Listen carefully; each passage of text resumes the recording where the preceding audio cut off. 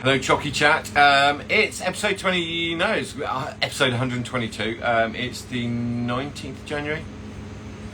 We are doing costs tonight. So I'll tell you what I'm going to do. I'm going to let everybody join. We'll just give it 5 minutes. I'll let everybody join. I'll say some hellos out there, and then we'll get straight into doing costs tonight because there's kind of a lot to cover. But I'm going to say some hellos because all the gang's here. So Caroline's there, I can see. Hashim, walaikum salam. Octavia, hello Octavia, how are you? Billy is going to be renamed Banksy, right? So whenever I mention Banksy now, it's Scottish chocolates. I'm sure you all saw those chocolates today. Absolutely amazing. Who else? Gosh, there's loads of people joining. But how's everybody doing? So Miss Tiffs, I can see. Mind your temper down there in New Zealand. Gosh, another pretty fancy chocolates down there in New Zealand. Zoe Bitology, walaikum salam. Novia Bakery. Novia Bakery is the chocolates I showed the other day, and I said this is what happens when cake decorators get hold of the Aisha cocoa butters, right? Because they're absolutely stunning. So I messaged this young lady, and she said to me, "Yeah, these are ones that I did like 3 years ago. I just updated it." It's like, wow, they were 3 years ago and I didn't see them. But yeah, absolutely amazing, Novia Bakery. Who else have we got? Augusta there, Leflu, Secrees. How's everybody doing? Sean, how are you, mate? Mo's joined us, Mother Baker there. Who else you got? Ryan there at the coffee station. I've got to try and remember. This Pogballs has joined us. Hello. I still need to do a live with you, Kerin. I really do. We need to schedule that in. I've got Albert next week on Wednesday. There's 2 Chocychats next week. There's Albert, who I'm talking to on Wednesday because he can't do Friday nights, or can't do Friday lunchtimes in the US. So we're going to do 2 Chocychats. One on Wednesday, which is a chat, Chocolatier chat, and then obviously Chocychat on the Friday. So Drake Bates, hello Nadia. Who else is Richard? May Chocolates. May, how are you? Or Joe, I should say, how are you? Susie Floozy's there. Styling Chocolates, Andrew. We're all sitting here with pen and notepad. Happy days. Tell you what I will do though. I've got some stuff that I'm going to read off. You can't read that. So what I did was I printed it backwards so you can all read that tonight. But what I'll do is I will load that onto afterwards. I will put this one. So when I finish Chocychat tonight, I've got to download this, convert it, put it onto YouTube, and then the documents that we're going to do tonight, there's a little recipe here as well. I'm going to put that on the chocolate Facebook page so that you can read kind of how I've broken it down, and it should help you. And I'll tell you what's instigated this. I do lots of business classes. I talk to a lot of chocolatiers, and whilst there are some absolutely amazing producers, they just never truly got a handle on costs, okay?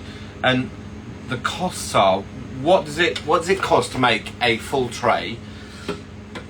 Because you need to get that right, otherwise your profit's going to be out. And if your profits will be affected by 2 things: your costs and also your inventory. So how well you look after your ingredients and bits and pieces. So we'll get a few more minutes. We'll let people join. There's about 60 there, but there's about 140 people ticked the sticker. So we're waiting on a few more. But yeah, you can have a pen and paper ready, but I am going to save this one anyway. So Chocolate Creams, how are you? Gosh, loads of people joined. Temper Dot, just going to get Cheltenham Chocolates.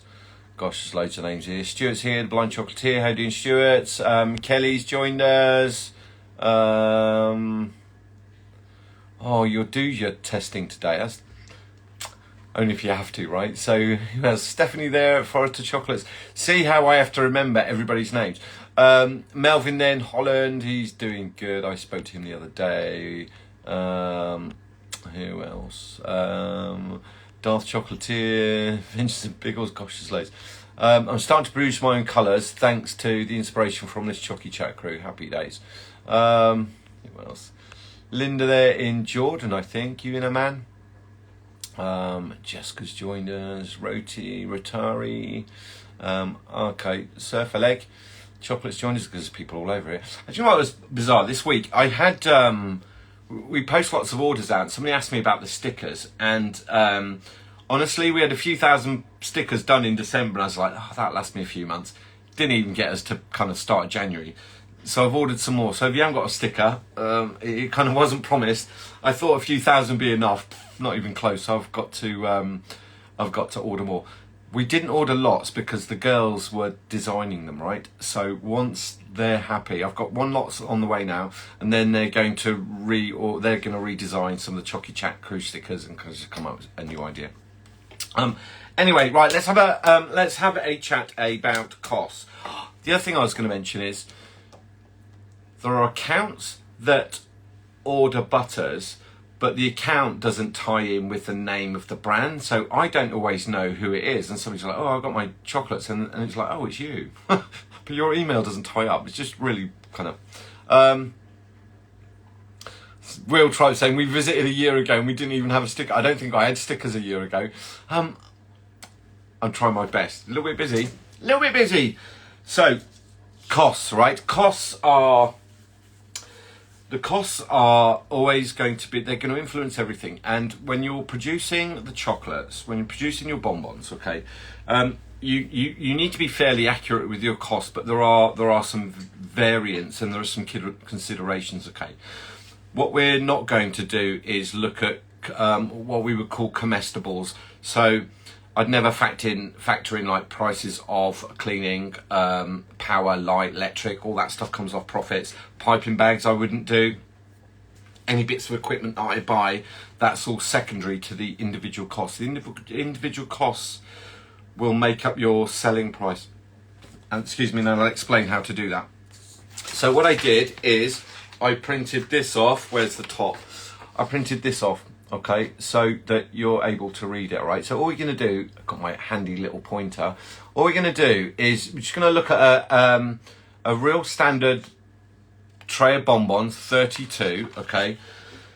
This is an Implast mould, so, and this is how I would do it, and this is how I instruct to do it. And I've rounded some of the figures up just so it makes a little bit more sense, okay. It's a tray of 32. I'm not going to try and individually price a bonbon just yet. What I want to know is how much is it going to cost to do a tray, okay? So I'd look at a standard mould. The nice thing about domes, I should say, is that if you're generally using all the same shape, your shell weights, you can start working out what your shell weights are. What's really important from the beginning is you know what a shell weight is and you know what your cap weight is, and then we can work out the filling backwards, right?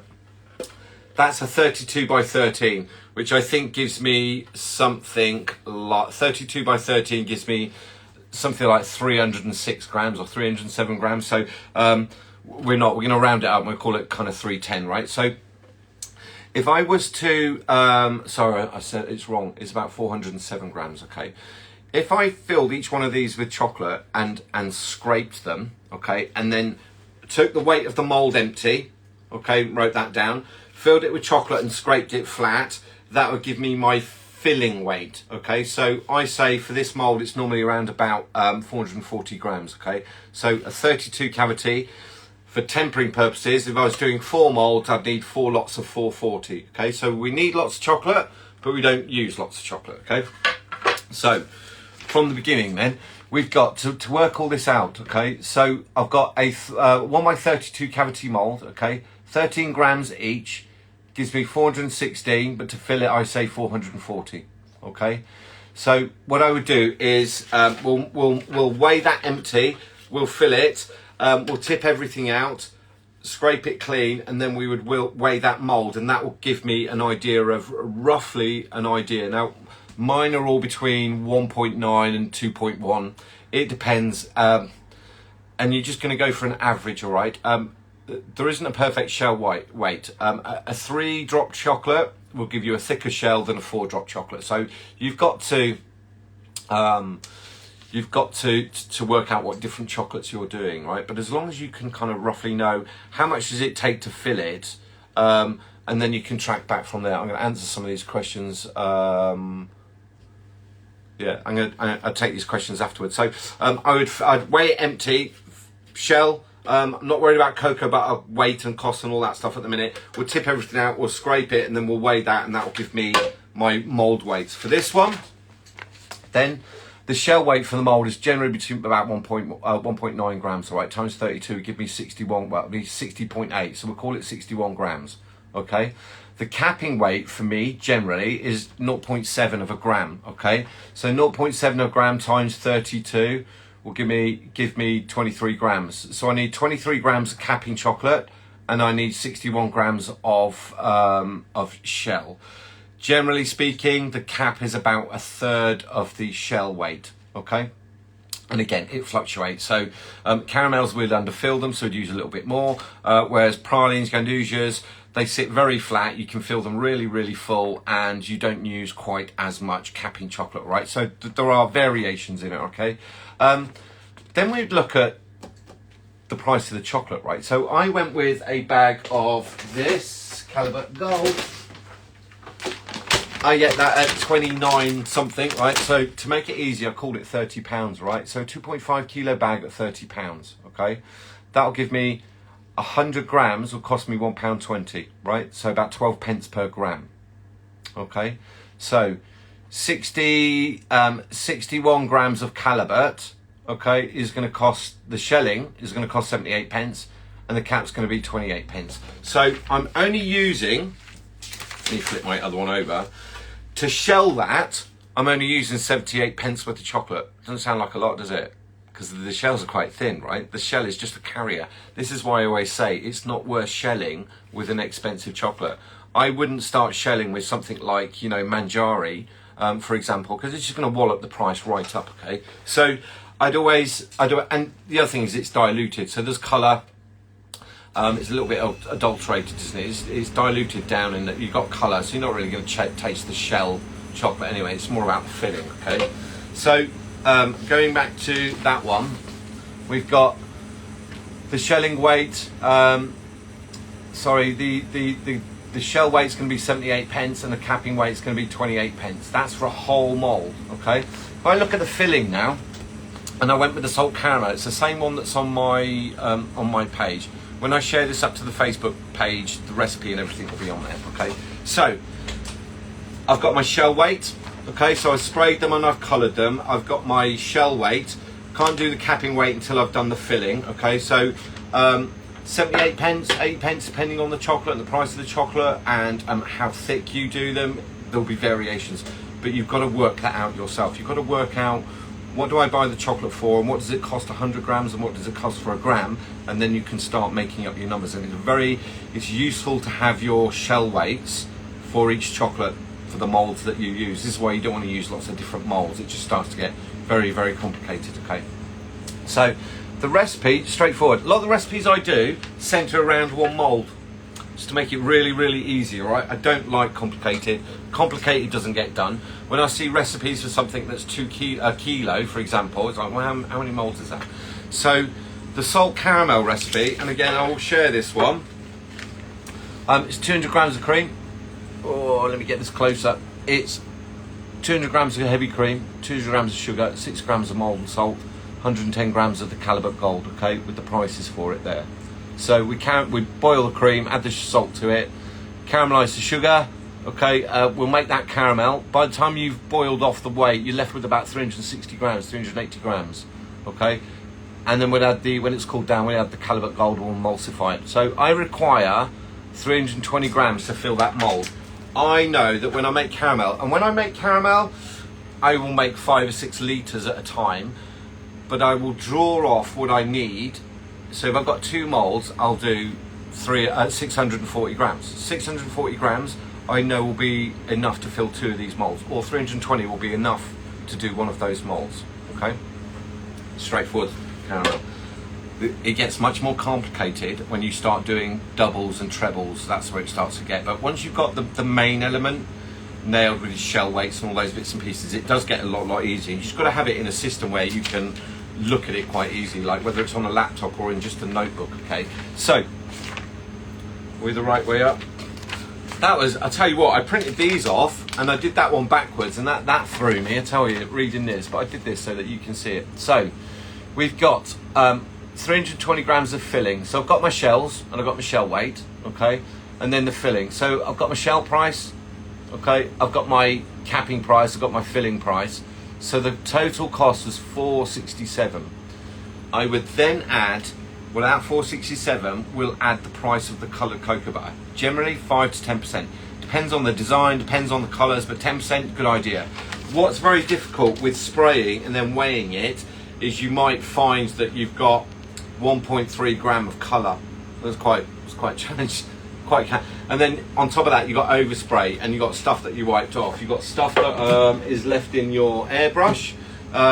So a kind of decent way of doing it is just to say I will take the cost of that and then I'll always add 10%. And if that's not enough, we'll do 12%. If that's not quite enough, we'll do 13%.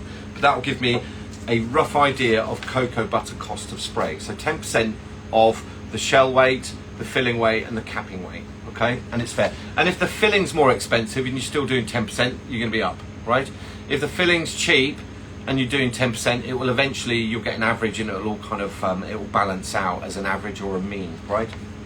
So, going back to this one, if you can read. So, we've got a total weight. So, 10% of 4.67, I've rounded it up and called it 47 pence. So, adding all the colours, total mould would come to £5.14. Okay, so £5.14 to do £5.14. That's shell, colour, filling, and cap. Okay, and then if you've made them right, you should be able to turn them out. Okay, that's going to come to £5.14. So that's going to give me a bonbon price of 16 pence. Okay, quite efficient. And like I said, the variables will be wastage and how much wastage. And you know, I where I looked at the ingredients for this, I looked on like internet food price checker. So I got cream at 99, I got sugar at quite a decent price. So and again, it's where do you buy it and how much do you buy. I don't want to buy 25 kilos of sugar and have it sat on the side. It's just not ideal. I will buy it as I need it, even if it's a little bit more expensive. What I don't want is a bulk of something that's very cheap but too much sat on the shelf. Again, the variables, it's like, you know, you start adding vanilla, that just wallops the price up. So it can really change. Let me get rid of that. It can really change. Okay. Once I've got that, the price of those bonbons at 16p each, what I will then look at, I should have got a box ready, shouldn't I? Have I got one in here? Have I got one ready? No, I don't. Bear with me a moment. Where are you? I haven't got any box. I haven't got boxes ready. The next thing we'd look at is the box. Now, all that's got to be factored in. Okay, so on here I've got. Let me do that the other way round. On here, a box. So we're going to do a box of 12. Okay, if I've got 12 bonbons, that's going to be £1.92. Okay, my base costs 34p. My lid costs 34p. I need an insert. Okay, so I use these type inserts. We just see if the girls have got an empty box. Brad, is there an empty box on that shelf?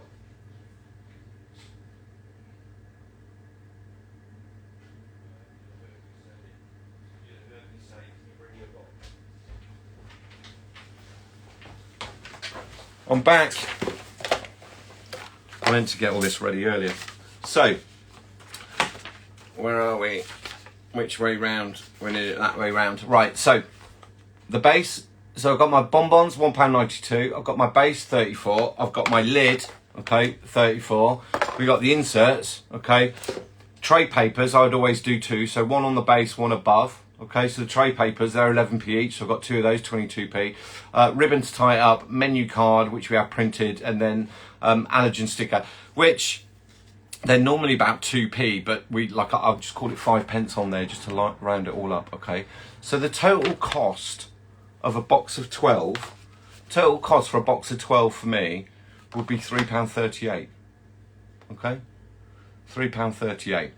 That's cost, right? So if I go again, then we've got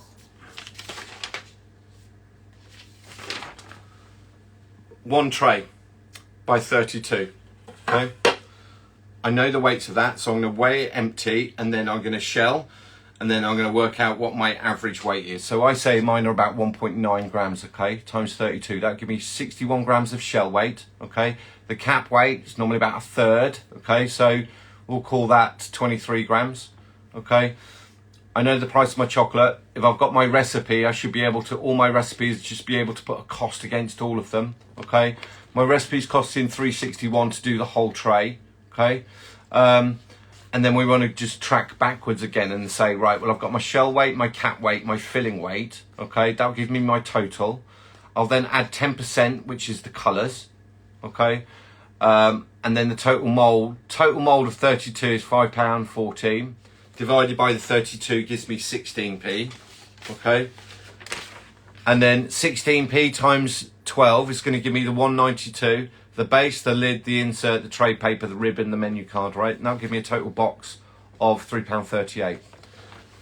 Once I've got that, that's just for a single layer. Now, what you do, if you've got, like where I do 12, a box of 12, okay? Let me get one of these out.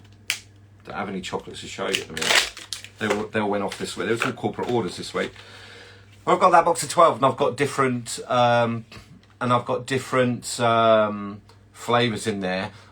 I will work out each one of those recipes so that it gives me an average filling price for each bonbon. Does that make sense? So I've got an average filling price for each bonbon. I know that I just need to get those 12 bonbons and add all those together, and that will give me my chocolate price per bonbon or per box, okay, which in this case it was, let me read the right one, for the box was 192 for 12 bonbons, so cost wise, yeah, box 192, trays, lids and all this. Once I get to that £3.38, this is just for salt caramels, all right, so £3.38 if that was a box of 12, that's what it cost me to produce that, including the box, okay. Now we need to do the profits. Now, gas, electric, your time, your wages, piping bags, equipment, depreciation of equipment. So let's say, for example, you buy a compressor, and I say, what's the shelf life of the compressor? How long would I expect to have that before I need to that's what comes out of all of your costs. Okay, sorry, that's what comes out of all of your profits. So, way back, I said, in business, generally speaking, if it costs us £1, we want to sell it for £4, okay? If it costs me £1, we want to sell it for £4. If I sold this, is that the right way up? Or is that the right way up? That's the right way up. If I took that and times it by 3, it's going to be, my profit would be £10.14 if I times it by 3. But it's not. If it costs me £1, I need to sell it for £4. So, a £3.38 box, I'd need to sell for £13.52, okay? We've not added VAT to it. We've not added postage to it. We've not thought about chocolate wastage or filling wastage or colour wastage or inventory or stock holding, okay? The gas and electric, you can't add that on because that fluctuates throughout the year. So in the summer, price of electric's down. In the winter, it goes up. Or certainly what we've had in the last kind of 6 to 12 months, just sky high prices. So they are regulated costs. So we call them fixed costs, but they are they're controllable costs. And controllable costs are make sure you turn the lights out, not having melters on when you don't need them, unplugging compressors when you don't need them, not putting dehydrators on for longer than you need them. I have fridges when I'm not using them. We'll set them at 7 degrees rather than setting them at 3 degrees. If we set them at 3 degrees, they're just always on. They're always cooling, right? So you can halve the electric bill of your fridges just by turning them to 6 degrees, right? And it will maybe kick in every hour rather than every 15 minutes. So they're controllable costs. Certainly in kitchens, you hear managers, is why we have managers, right? Turn the lights off, turn the electric off, turn the AC off. If you've got the AC on and the windows open, you just literally throw in money out the doorway. We would never factor in the cost of gas, electric and wages into the cost price because they are considered fixed costs or they're comestibles. Piping bag, how many piping bags would you use to do a mix? I don't know, it will change. Sometimes you can refill the bag if you're doing pralines, gandujas. If you're doing ganache, I don't like to. If I'm doing caramel, don't like refilling the bag. and again, they're 6p, so it's not gonna affect things massively. What I need to do is make sure I'm not wasting that product as we're doing it. But you can see from there, it's £3.38. If I times it by 3, it's going to give me, if I times it by 3, it's going to give me about 30. It's going to be about 60% GP, so 60% gross profit, right? Or 62% gross profit. If I times it by 4, it's going to give me a quarter of that. If I times it by 4, we'll split that into 4. A quarter of that is the cost of the product. Okay, so the cost of the box. And then I've got 3/4 or 75% profit on it, okay? And then from that 3/4 profit, 75% profit, we'd pay gas, electric, wages, and all those kind of bits and pieces. So nailing your costs. Now the other thing is that if your costs are too high because you're wasteful and you use 10 pairs of rubber gloves when you could get away with 1, or you use 25 piping bags, they are controllable costs that you know that you need to do something about. You will know if you keep buying something regularly, okay? Another wastage area is like with the cocoa butters. Now I hear people, you've heard me say this on the channel, where people say to change colours, just spray 3 grams of, or 3 or 4 grams of cocoa butter through the airbrush. It's like, well, there's £1, right? I wouldn't use I wouldn't waste cocoa butter to spray through a nozzle. I'll give it white with a bit of paper because it's not as expensive. So this is a trick about controlling those costs or knowing where you're at. It all starts with just knowing what that weight is, okay? And if you're in the habit of keep changing moulds, then you're going to have a lot more paperwork to do. The reason I kind of brought this up is that I did do a class with somebody who said that they thought a box was costing them about £9. I was like, how is it costing you £9 to cost? Because you're telling me a box of 12, it costs you £9 to make a box of 12. You're telling me that you're selling it for nearly £40. Not possible, right? So we wouldn't shell with an expensive chocolate. We're going to shell with an entry level, kind of medium level chocolate, and we're going to use the good chocolate for the filling, because it's likely we won't need as much, and the better the chocolate, the less of it you need, because you back it with more cream, which is cheaper, right? The variables are a real challenge, and having worked in kitchens, you see where it hemorrhages out, right? Bin bags. Do you know, people that insist on emptying the bin bags 5 times a day, 6 times a day. I had a chef years ago, and he's like, you couldn't do more than an hour than emptying the bag. And it's, mate, it's 10 bin bags a day, but when somebody else is working this section, it's what? Do you know, when you take the piping bags apart, this one used to infuriate me. They just yank them off, but they would split one, right? So one will clear straight. The other one, because it's on the diagonal, you need to be really, really gentle with it. Otherwise, and if you pull this too hard, you end up, show you, just done it there. You end up ripping that edge. So now I've got a piping bag that's gone in the bin. It's all these little things, and the good businesses control all these elements. Doesn't necessarily mean, chef screaming and shouting, although I think it comes to that.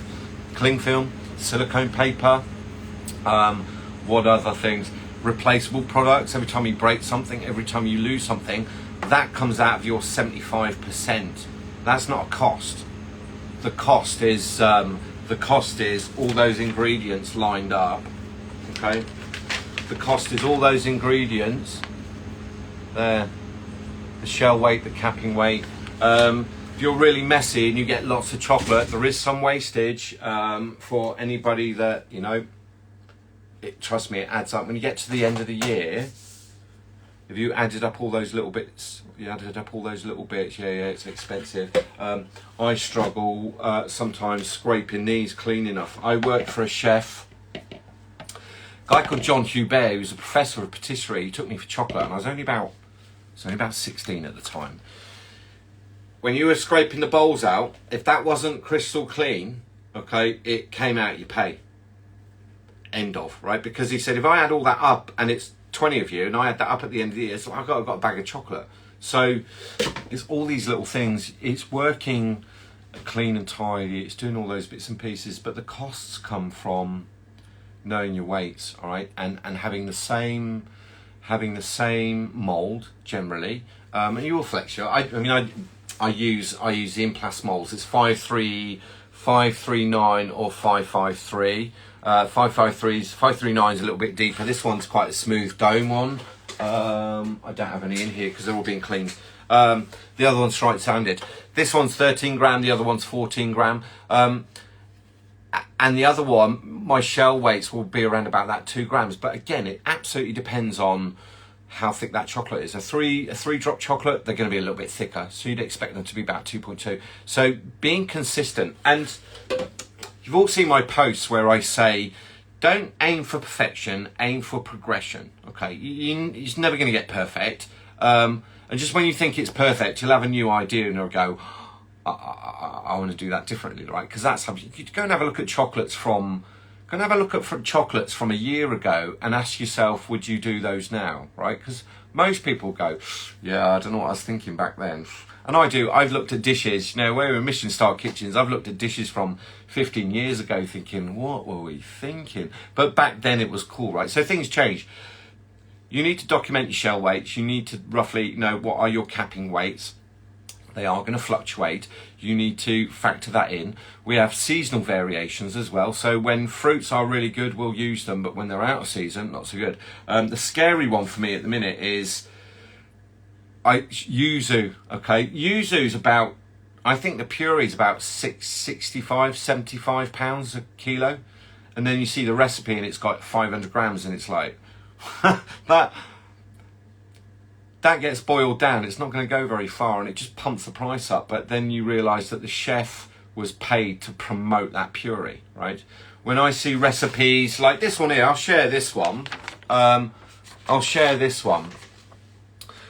For standard salt caramel, all right? Salt caramel ganache, 200 grams of heavy cream, 200 grams of sugar, 6 grams of molten salt, 110 grams of Calibut Gold. That will make enough to fill a 32 cavity, 13 gram, a little bit left over in case you accidentally, you know when you accidentally eat some, or you have Chocy So Sassy crew members that accidentally eat some. So knowing your weights and measures is really important, and there is nothing wrong with grabbing the molds, melting some chocolate. Don't need to temper it. Melt the chocolate, fill the molds, scrape them, see what that weighs. Okay. Or if you are going to temper it, that'll give you your mould weight, how much you need. Biggest mistake I see with beginners is they don't temper enough chocolate. So they go to do a whole mould, but they only temper 300 grams of chocolate. You need a lot of chocolate, you don't use a lot of chocolate. So we've only got 60 grams of shell, but we need 440 grams to fill it. Otherwise the shells, when we tap it out, that's, 5/6 of it is gone, right? We're not going to use it. So this is the, this is the thing. Knowing what your shell weights are. We need lots of chocolate. We don't use lots of chocolate. One of the worst things I see is beginners is they will temper 300 grams of chocolate because an influencer, whoever said this is how you temper chocolate, take 200 grams, add 100 grams to it, stir it for a day, and then they go to fill their mold and they ain't got enough. And they end up like they've filled a few lines, but they haven't done it enough, and then they can't scrape it in. Now they've got a mold that they can't even decant, right? You need this is why I said, with my melters, I know that will take 1.6, 1.7 kilos, okay? So if I've got 4 molds, 1.7 kilo will go in that bowl. That will do 4 molds. I don't want to do more than that. I could get a bigger bowl. The problem is it starts crystallizing before... it starts crystallizing, or you've got to warm it up, and we all know that when you start warming chocolate up, that's when you start breaking the beta crystals. So all these things are related. Doesn't matter, I did all those ones the other day. I still did it, it's bowls of 4, it's 4 molds at a time per mold of chocolate, and then what's left is just this massive slab of really thick chocolate. We'll break it all down, we'll put it in the bag, and the next time we'll melt it again. So also, I'm going to answer a few things on here. I hope that makes sense to everybody. I will share this onto YouTube, obviously. And then I will share those elements, right, onto the Facebook page so people can have a look. It starts with knowing some of your weights and measures. It starts with knowing your recipes. If you can nail your recipes down to a mould weight, okay, which is quite straightforward to do, because if you had if you had a 400 gram recipe, for example, and I know that I need 320 grams, we could take each one of those lines, divide it by 100, and then times it by the amount that we need for the mold. Does that make sense? So you can actually come up with if you've got a recipe, because they are formulas, right? You should, with fractions, you should be able to reduce it down, take it back up, and have the same recipe, as long as you do that same thing for every line, okay? If you know what your mold weights, your filling weights are, okay, and the only way to really do that is, for example, 200. If I was doing Yanduja and praline, I know that mold starts to become 280, 285. Okay, caramel's more dense. When it's ganache, it's 270, 275, 280. Same as praline. Caramel's a bit more dense. Okay, and it will always be about 320 grams, and it gives me enough left to maybe do 1.5, 2. What I don't want is a piping bag left over that will do another half mold, which I don't have, because I'd then be putting the leftover caramel back into a bowl or pack that's been chilled, and I just don't want to mix them. We call them dirty caramels. I don't want to mix one with the other. Knowing some of your weights, and you kind of, I think half your job is making chocolates, half your job is making bonbons. The other half of the job split into two. One is the business side and one is the sales side. So the sales and marketing side, that's telling everybody about what you make. The other bit is accounting for it and making sure you're doing all those right things. Then the other bit, the other half that's there is about making bonbons and doing amazing work, right? If you know, amount of chocolatiers I have known and come across, and I've helped as well, who make amazing products but just couldn't nail the business side of it. And when I'd say, what's your cost price? They're like, don't know. It's like, so how much are you selling them for? They're like, 15, 16. I'm like, well, which one is it, 15 or 16? And what is that? How much is that? What is the percentage on that? Once you reach that VAT threshold, that cost there, right, where are we? Once you get to your VAT threshold, that price there that you get to then has VAT added to it. So we don't add VAT on there, we add VAT on there. Okay? So if I was going to times it by 4 at 13.52, I'd add 20% to that. So that's gonna be nearer to kind of 18, well, 17 pounds, isn't it? Right? So if it cost me £1, I need to sell it for 4. If it cost me £1, I need to sell it for 4. When VAT is involved, roughly speaking, because VAT for us is 20%, it cost me £1, I need to sell it for 5. When I get to the kind of more luxurious market, if it costs them £1, they're selling it for 6. As a rough idea, we'd put all that into a calculator or a costing chart. There's lots of apps and bits and pieces. I think you need to roughly know where you are. They can be hugely accurate, but it all depends on user input, right? So if the user input isn't great, then the end product isn't. And the amount of chefs I know that have apps that just don't cost them properly. You need to know your weights, you need to know your recipes, and it all starts there. If you know how much filling each whole mold takes, you should be able to nail your costs. If you're just making a kilo batch of something, you kind of need to know how much is going to go in and what's left over, and what happens to that leftover, and are you going to factor that in as well as a loss? Okay, so it swings and roundabouts. Box costs, I mean that can just take it absolutely off the charts. The box cost, even for me, and these are fold out boxes, these are flat pack, standard boxes, nothing fancy, nothing special, not hugely into packaging. I make amazing chocolates, I don't sell packaging. Harrods sell packaging, and I always say to people, if you want nice boxes, Harrods, they do nice boxes. If you want nice chocolates, that's what I do. I think the saddest thing about packaging is people eat the chocolates and they throw it and it's in the bin, and it's just, that's one of those things. But you can see from there, my chocolates are 192. my box label insert, that costs more than the chocolate. So as your packaging gets more and more expensive with ribbons and bows and sprinkles, we've not even talked here about outer postal boxes, because they're normally around about kind of 60p, I think, aren't they? So outer postal boxes, packaging material, so you don't make anything on postage. So postage is, you know, we have these now. We have all this stuff made. Okay, so this will do we will still have to use now a postal box because that one will get crushed. So on top of the chocolate, there's a cardboard outer postal box, which is some strength. Then that will go in here, okay, and then that will go wrapped up, go as a parcel like that, because I know it fits through a letterbox, okay. You don't make anything on postage because the customer pays for that, and then you pay when you get the bill as well. So, and any VAT that's on that, if you are VAT registered, you can't claim VAT on postage stuff either. So it's kind of a double hit. VAT, you know, once you pass that threshold of 85,000, certainly for the UK, it's a real tough one because it's like a punishment for being successful, right? You just added 20% onto your product, and you know, there's no VAT, there's nothing to claim back, right? So I can't claim anything back on chocolate. If I bought some equipment, I can claim that back, but it's like the thing with the postage. If I know the box weight, if I know all my shell weights, and I know the recipe cost, and I know how much it costs me to get to, where are we? This is so hard to read upside down.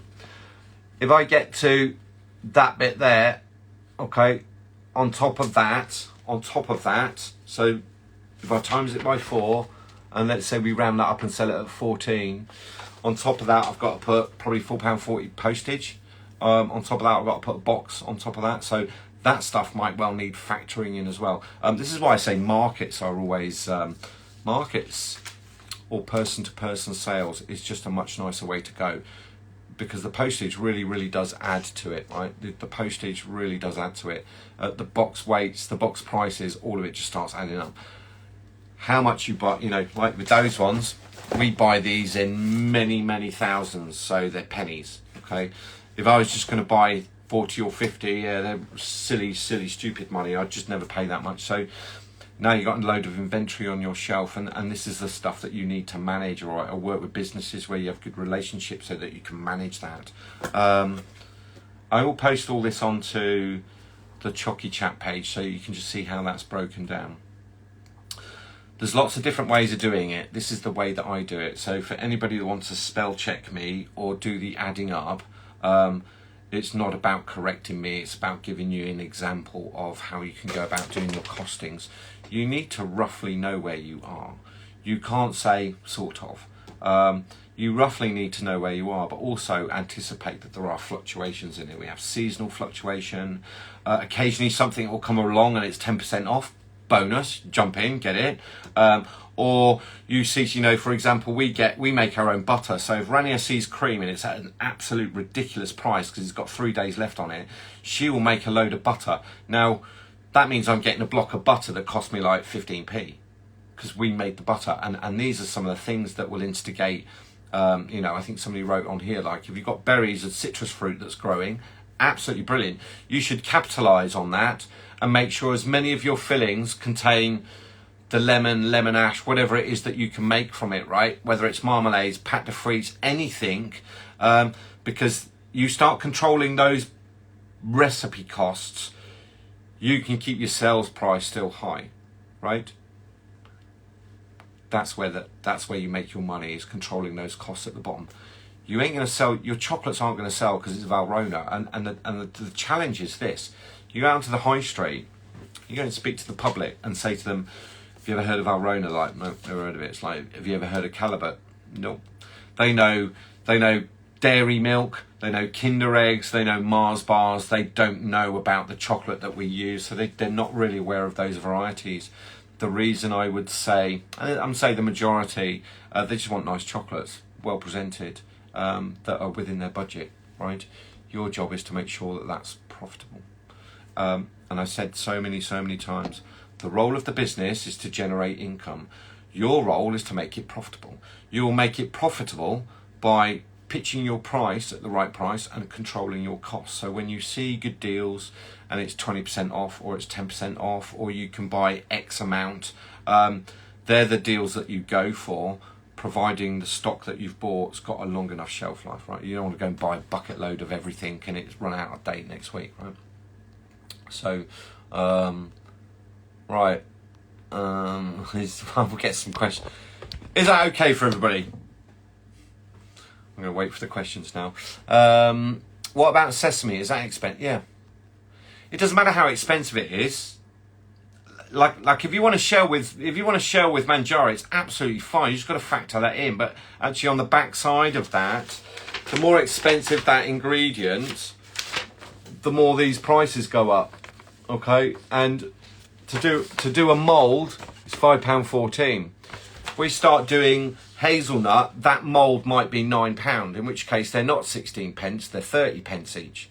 Do you know? And the knock on when you do a box of 12 or a box of 18 or a box of 24, it just goes up and up and up and up, right? So I think with recipes, and I know I've certainly seen this with chefs in kitchens, we'd take a very cheap ingredient and then put caviar on it, right?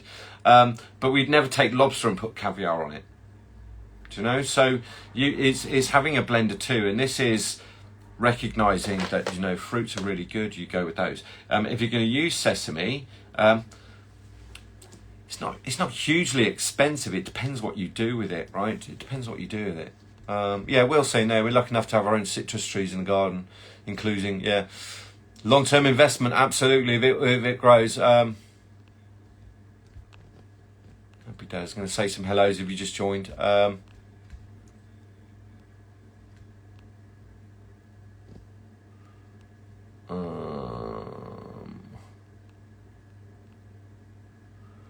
Right, who's got questions? I've got to scroll so far. I've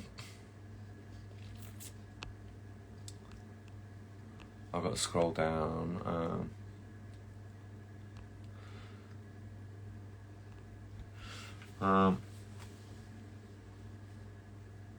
There's an interesting thing. The people that return the boxes, I've done this, okay? Return the box and I'll fill it. I'll fill it for like 20% off because it's cheaper than me getting another new box, right? What happens if you allow collections? How do you incorporate the cost of shipper boxes? What do you mean shipper boxes? What if you do collections and that's something you've got to factor in. You know, if you're going to do collections and it's going to keep changing, you roughly need to know what those are. Like if you've got caramel and you know how much a standard caramel recipe does. If I add lemon zest to that caramel, I have a lemon caramel, right? So we can have a salt caramel, a lemon caramel. It's how clever you are. Certainly when I see collections and everything's got 3 layers in it, I'm like, God, I bet they're not making any money. And then one of them's made with yuzu and another one's made with calamansi. They're 2 really, really expensive fruit juices. I always smirk a little bit when I see recipes by chefs. I've been doing this long enough, so I know exactly how it works. And if I go back a few years when we did magazine articles and some TV stuff, I did the same thing. But you see a recipe and it's got, you know, let's say for example it's like a half kilo, it's a 500 gram recipe, and it's got glucose in there, inverted sugar in there, sorbitol in there, and then they're all branded products by, for example, Sosa. And then you realise that this isn't a recipe, this is an advert, because the chef's been told you need to get this in there. So it's got 3 grams of sorbitol in there, Sosa. It's got a DE40, you know, a DE40 Sosa glucose in there, whereas a 60 would do, or a 70 would do, much cheaper, right? Sometimes you've got to ask yourself, you know, does that need to be in there? And this is where experience and, you know, looking at your recipes. And I absolutely, I fundamentally believe this. The more things that are in a recipe, the more complicated it is. I have to, why am I doing it? Like what, you know, if I'm doing 500 grams of something, 15 grams of sorbitol is doing nothing. It's making no difference whatsoever. You might as well just put that weight of glucose in there. at higher amounts it will. I mean, we can't go above 5% with sorbitol, but 500 grams and you see 15 grams in there, you're like, it's doing nothing at all. And then you realise that it's not a high water content, so why would the sorbitol be in there anyway? And then there's cocoa butter in there, and inverted sugar in there, and inulin, and all these other things, and very often they're written by chefs that are just promoting a brand range of ingredients that have got to be put in within that recipe, all right? Because that's what they've been paid to do. I can make 120-day caramel with 120-day shelf life caramel. Give me an AW about 5.8, 5.9. 200 grams of cream, 200 grams of sugar, 6 grams of mould and salt, 110 grams of calibre gold, right? Cook it to 107 degrees, and then it's going to be a tough one to pipe, right? So can't squeeze the bag too hard, it'll blow up everywhere. Certainly doesn't need all those other bits. The same with it. I see recipes of caramels that's got inverted sugar in it, like, why? For what reason? I know why. But I wonder why they explain that. I know that students when they're younger have zero control over heat. So to make a dry caramel is quite a challenge until you master heat control. So if we put a bit of glucose or inverted sugar in there, we've got liquid. If we add the sugar to it, the sugar melts quicker, so the chefs don't burn the life out of the pan because we've got an hour to teach them a class, right? So honestly, 200 grams of sugar caramelised properly, dry caramel, deglaze it with boiled cream that's got sugar in it, we're going to be good. We'll bring that up to the right temperature, and then we will thicken it with either a cocoa butter or a butter. I prefer it with chocolate to make a chocolate ganache because chocolate tastes nicer than butter. So also I'm making caramel. I'm putting caramel on top of caramel. Nothing's going to go wrong. Nothing is going to go wrong. So if taste is everything, you've got to wonder why all these elements in there. But you need to know your recipes, and you need to know what do they roughly cost. What does it cost me to make a mould? And if your recipes are massive 1-2 kilo and you don't use that, I know lots of chefs sell recipes. Mine generally are based on a mould or 2 moulds because that's how I would cost things, right? So we harvest all our citrus fruit and apples when in season, freeze them, we can use them whenever we need. Yeah, it's the way to go, right? It is the way to go. It's absolutely the way to go. Mould number for the 32 shell bonbon. These are, I only use in Plas moulds. I only use in Plas moulds, I'll be honest. So this one is 553 and 539. If I got one, I might have one. There we go. This is 539. Slightly different. This is 14 gram and it's got it's a straight sided dome. Whereas that one is a smooth sided dome. There's 1 gram in it. Same footprint, same height, just a little bit more bunched up. I only use those 2. I know I can do the shell weights. I know that I can, a 32. If anything, I wish these were a little bit bigger. I don't think my hands could cope, but I wish there was just like one more line to make these 40s or 42s. One more line to make that 40 would be like, absolutely. I just don't like it's an odd number at 32. Maybe one day we'll start doing moulds, I don't know yet. So, God, we're nearly 9:30 already. When you order supplies, do you ask for a minimum shelf life? Is there a standard? Generally it depends. There is no law on how long a shelf life they have to sell you.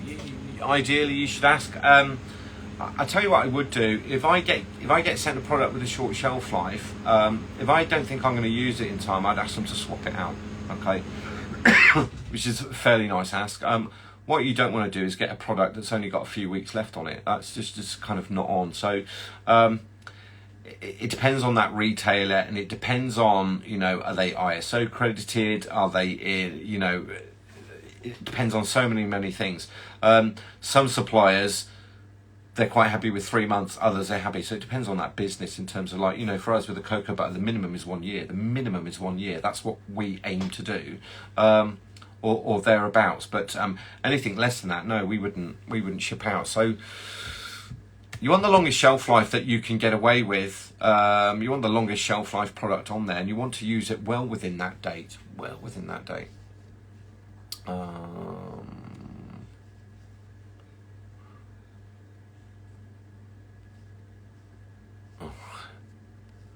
Okay. Can you pour shell excess directly back into your temper machine and retain temper? You can do, although I'm not a fan of doing that. I think once you realise chocolate's in temper when it's got beta crystals in. Okay. If I hold chocolate too long in temper, it thickens. It goes like thick mud. In which case the shells will be too thick. I tend to temper what I need. I've said this. It's on other. So Adventures of the Biggles. It's another Chocychat. We will hold chocolate in a tank out of temper, so it's melted to 35. No beta crystals in it. It's no real use. I'll put 1.7 kilos in a bowl. We'll add the silk to it from the incubator. We'll stir that round, and when it's at the right temperature, that bowl will only do 4 moulds. That chocolate I will tip back into the melting tank, back out of temper, because the beta crystals have all melted. Okay, we'll give it a really, really good stir. We'll make it sure it's back up to temperature. I'll get another bowl of 1.7 kilos and I'll do the next 4. Works for me. I think we did 24 moulds the other day, 20 moulds the other day. That's all I used, those 2 and a 6 litre melting tank. It's fast, it's efficient. But I will always tip back into I don't try and keep it in temper. It just don't work for me. And having done many thousands, doesn't work for me at all. Shipping boxes, the outer boxes, the brown ones. Yeah, I've got some here. I'll give you an idea. Let me get one out. These are the outer poster boxes. These are the ones we use for the butters, but that one, as an example, put those up there. Once I've got my chocolates made, I've got the tray papers, and we've done stickers and all those. And trust me, you know, you get I said don't get carried away with packaging, because people seem to want to do the sticker, the ribbon, the bow, the little gold stickers on the side, a business card, a welcome note. It just adds up and up and up and up and up. This is the outer postal boxes. I don't use the brown ones, but these are the outer postal boxes. So these will go out. See, I've done a few of these my time. These will go out. That will go protected into one of those. We'll probably do some mesh or some Giami type paper. Then that will go in. It's taped up. It's then taped up, labelled. Again, it's another price. If you've got a little kind of, if you've got a zebra printer or something like that, the label will go on there, and then it goes off for shipping. So that's got to be factored in if you are doing additional sales as well, right? So they're just outer postal boxes. If you've got, the smallest box I do is a 12, okay? Because that's an efficient price for me. If I do 6s, the problem is the box is, the box for 6 is about, it's not far off the same price as a box of 12, right? And the box of 18 is probably about the same price. The box of 24 a little bit more. As the boxes get bigger, they get more efficient in price, believe it or not. Same thing with the bottles. That bottle costs, the actual bottle, the smaller one costs more than the big one, right? Because it's easier to manufacture, it's easier to store, it's easier to transport, it's easier to count, it's all of it, right? So once that goes in, you've got to factor in all those costs, right? And it goes up and up and up and up and up. You need to know how much they cost. You need to know how much you're buying. But you know, a box of 12 is one. You'd need a different outer box for a box of 18.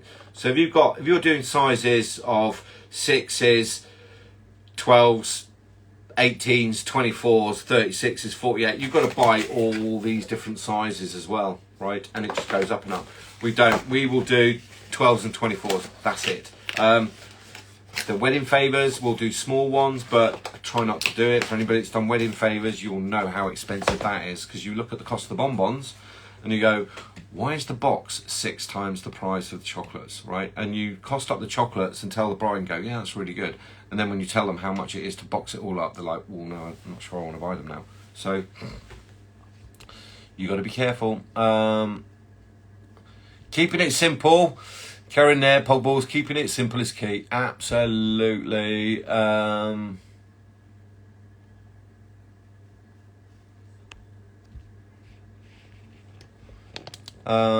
Yana's saying, what can cause cocoa butter to not stick on the mould as I airbrush it? If the mould's too warm or the cocoa butter's not tempered. Generally, if the mould is too warm, the cocoa butter won't stick to it. Mould needs to be around about 18 degrees, a little bit lower. If it's too cold, you'll get a velvet effect. But yeah, 18 degrees. I'm quite happy to spray. Between 18 and 20, 21, I'm quite happy to spray. Otherwise, I've just got to take some decisions, right? What is sorbitol and is there a substitute for it? I can't find it here in Georgia. No, you won't be able to find that in Georgia. Well, no, you might be able to see Linda. If you see Ramsey Hosh, you know Shay Hilda. So her son in a man, he's got an outlet. I wanted to say it's in Sofia, but it's not. I'm trying to think of the area, but Shay Hilda's got a store where you can buy bits and pieces from. Honestly, it's an alcohol sugar. You can replace it like for like with glucose. Wouldn't be a problem at all. Glucose or inverted sugar. So, do I need a special fridge to put chocolate? No, you don't need a special fridge. You need a commercial fridge. Everybody seems to go for wine fridge. Wine fridges are really good for storing wine, which is why they're called wine fridges, or chocolates that are made. Okay, if you try using them to make shelves retract or storing cream or other high-risk products, they're not very good at all. There's a lot of people have a lot of problems. It seems like an easy, efficient solution to start with because they're not really. Buy a commercial fridge, and then if it breaks, you can get it repaired. I've said this so many times. You get what you pay for. Wine fridges are good for wine because the temperatures, they're not super cold and they're not super warm. There are, throughout the process of making chocolates, we want to spray 18, 20. Once we shelled and we want to cool them down, we need something around like 12 and below to force that shell to shrink. Okay. Once we filled them and capped them, I like to give them a blast in the fridge before I turn them all out, and then we'll put them into trays. We'll chill them down, then they'll go into boxes. But not a big fan of wine fridges. The motors aren't strong enough to kick on. Okay, and I do see that there's so many people that where they've moved from domestic production at home into a bigger facility.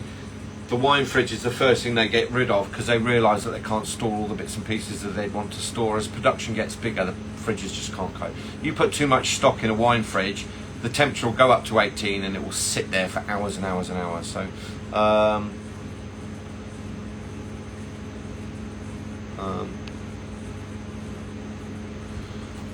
Rima, could you tell us where to buy the chocolate chips in good price in EU? No idea. Don't know. No idea at all. Shop round, Google it. Alice, ordered and received some of your cocoa butter this week. Looking forward to getting back into things. James, I'll drop you a message in the next couple of days. Have a great weekend. Nice to see you, Alice. I remember you from the class. What's the best way to keep a spray gun warm? Dehydrator. Right. Does Calibat have ready fillings to directly put in chocolate bar? Don't know. Contact Calibat. I'm not a sales rep. I don't know. I think they do. They do because I got a book. Where is it?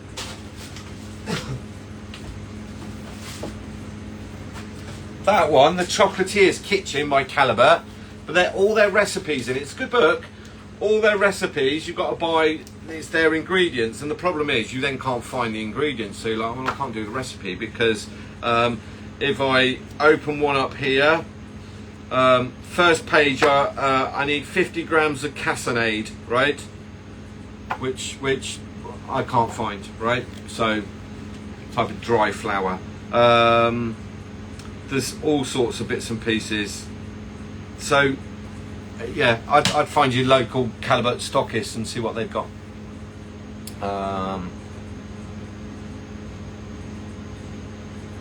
Adventure of Biggles. The reason I ask is I have a Rev B, which is less than 1 kilo. Should have bought a big one. Yeah, the challenge you have with the Rev Deltas, they're good machines, I think, for starting off, but they are melters that with a baffle that turns, right? The problem is, once you've, with the Rev Deltas and what have you, once you've shelled, if you try and tip that back into the Rev, it senses that the chocolate's gone cold, so it takes the temperature back up, and then once it's gone over 33.8, which is not much higher than the shelling at 32, it's then out of temper. So you end up shelling, you don't know, right? So the only reason you know you've made this mistake is when you go and try and turn them all out and they don't come out. And you're like, well, it must be something I've done. No, it's probably a machine.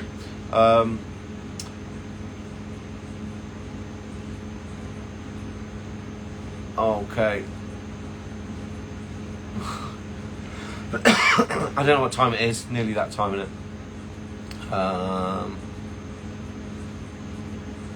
Wedding favours are so expensive. Only do it if they're willing to pay. Wedding favours, right? Make the chocolates, and then what you do is you say to the bride, it's like, why don't you get all your bridesmaids together and have a little night, and I'll give you all the boxes, and you put them all together, and I'll give you a little bit more off the money, because I tell you what, them sitting down and putting them in boxes is way cheaper than you standing for 8 hours folding up tiny little mini boxes to put them all in, right?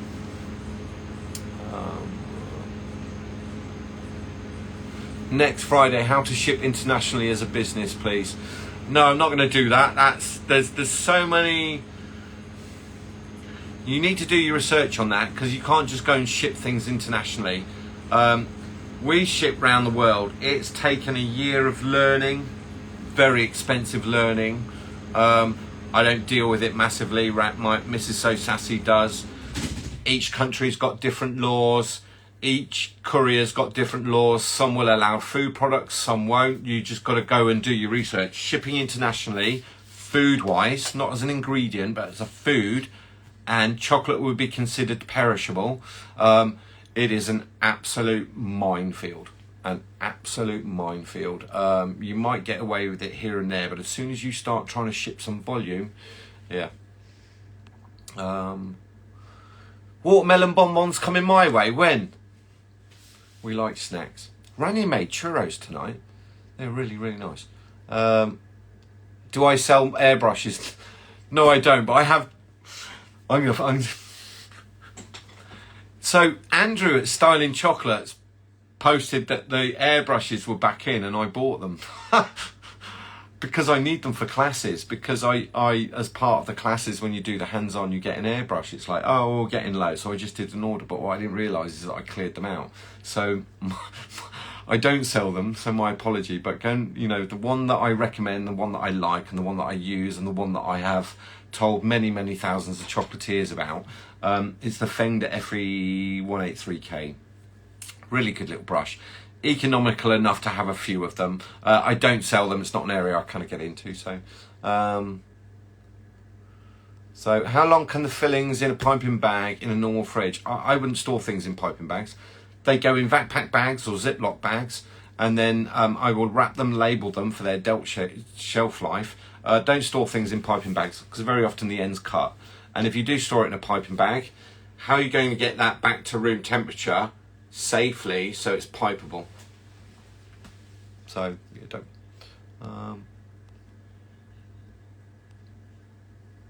Okay, I think. Temper dot. What does RH mean in those caliber recipes? So it's relative humidity. RH is relative humidity.